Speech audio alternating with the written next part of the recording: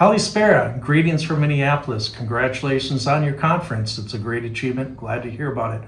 My name is Jim Doten. I'm the Carbon Sequestration Program Manager for the city of Minneapolis, where we're currently building a biochar project that we expect to be done in April of this year. I'm also the founder and president of the Minnesota Biochar Initiative, a regional biochar association, as well as a board member of the US Biochar Initiative, a North American biochar organization.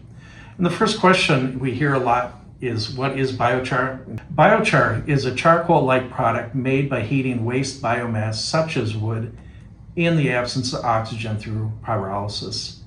It can be made from wood, agricultural waste, or other types of biomass. And the key thing I want you to remember is that not all biochars are the same, but it varies based on the feedstock source, temperature, heating rate, and particle size. Some of the uses you can use, their number of applications are growing. It used to be thought of as strictly a soil amendment where it helps plants grow and stores carbon. But we're seeing it increasingly, even in Minneapolis, using it in stormwater management, remediation, construction materials, and trying to achieve our own carbon goals. And one of the key aspects, on top of being a wonderful environmental benefit, is that biochar can sequester carbon for hundreds to thousands of years. But what are the drivers? So one of the things here is that why biochar, or how can we make biochar work? One of the things we focus on is the sale of biochar, and that's having to create a market. What is your use for this?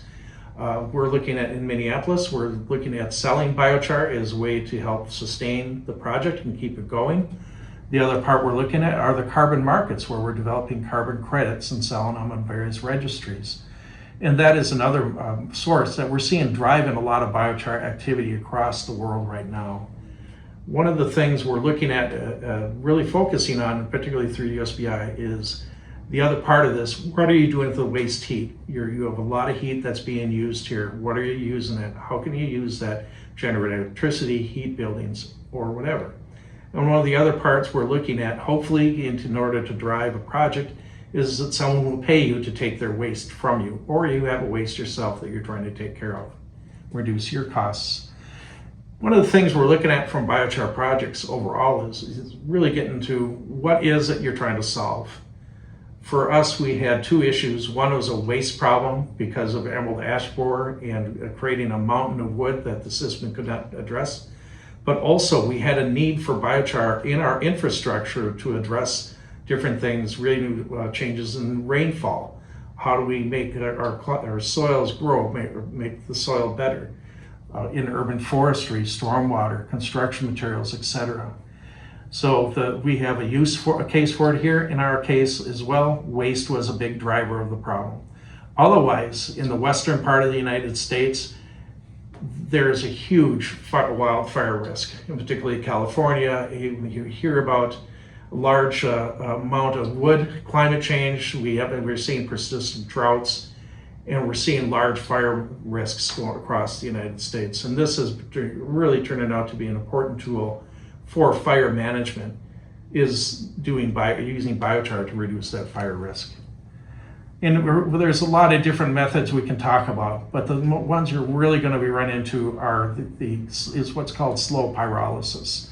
And this is where we're going to focus on. And it depends on your scale and your need and your uses, etc. We have the flame cap on the bottom there, which is a small scale, more artisanal project. In this case, we're using it in Minneapolis and the surrounding area for what's called buckthorn, an invasive species. And we can bring it out into the field and actually make biochar in the field in small quantities and use it right there.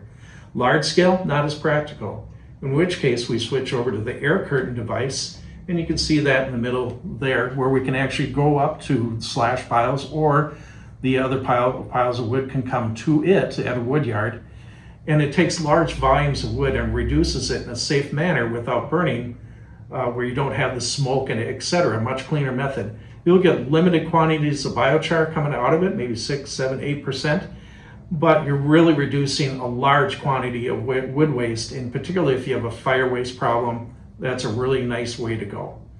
The far end there is the rotary kiln. That is actually the unit we're using in Minneapolis, because we're not only addressing the wood issue, the waste issue, but we're also trying to engineer a biochar that's good for the soil health and stormwater applications that we're looking at.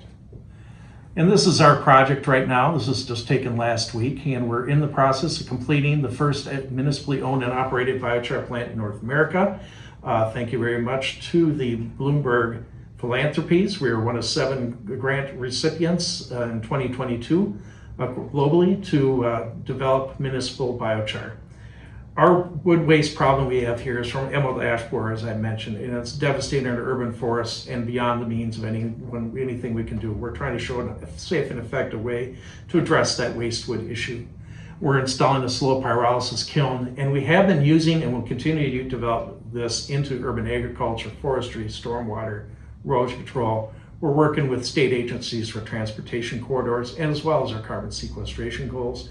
We're opening up in a couple of months in April of 2026. Regionally, we have the Minnesota Biochar Initiative. We just founded a couple of years ago, but it's coming along strong. We're bringing together academia, government regulators, industry, other government agencies, nonprofits, interested parties, together to really develop up and promote biochar in Minnesota. We have an active outreach and education program, including Char Talk, which is seen worldwide on various aspects, including but also reaching out to the public and doing demonstrations with the flame cap kiln on how to do it and demystify biochar, get people used to it. One of the other key partners we have is our University of Minnesota Natural Resource Research Institute, and we're helping them identify where biochar needs are and help them in supporting their research to close those gaps and make biochar in Minnesota one of the central uses. We're also looking to promote the safe and effective use of biochar, get it adapted and be doing this, but also reducing barriers to adoption, whether it be regulatory, analytical, etc. The U.S. Biochar Initiative at the national level is a North American organization. Its primary purpose is to develop biochar markets, and that means biochar as a product. Develop the North American standards. We just published the American National Standards Institute for Analytical Standards in November 2025. That is really opening up the ability for us to standardize biochar use. We've been using other standards before this, and this really is a huge advancement for us. We have training programs in agriculture right now. We're developing stormwater, horticulture, and other applications. And one of the other hallmark programs of the U.S. Biochar Initiative is a North American Biochar Conference, which was just held in September of this past year in Minneapolis, recognizing Minnesota as a leader in the biochar markets. What have we learned so far in experiencing biochar? I've been working in it since 2013 and developing this project since 2022. Is really, what is your need what is it the problem you're trying to solve? What's your goal? Are you looking for biochar to use in a specific application? Are you looking at it because you have too much wood and you're trying to manage that? Is it a wildfire risk reduction method and to reduce that? And we're also using it to achieve our climate goals as well as in developing those environmental benefits. One of the key things we've seen in this is really key is developing political support and also groundswell public support and demand for biochar, and finding those advocates and key partners to drive your projects forward. For us, in our particular project in Minneapolis, siting and zoning were huge considerations in trying to find a place to put this. Developing our feedstock agreements, we're working with Xcel Energy, Hennepin County Park Board, Transportation, etc., in developing that biochar need. We're also looking at what is the waste heat use. We're currently working through that on ourselves. And the last one is developing a quality biochar that we can develop carbon credits in the carbon market to help with the sustainability. My name is again Jim Doten. You have my contact information. I'd love to hear from you. Connect on me with LinkedIn. And good luck on the rest of your conference.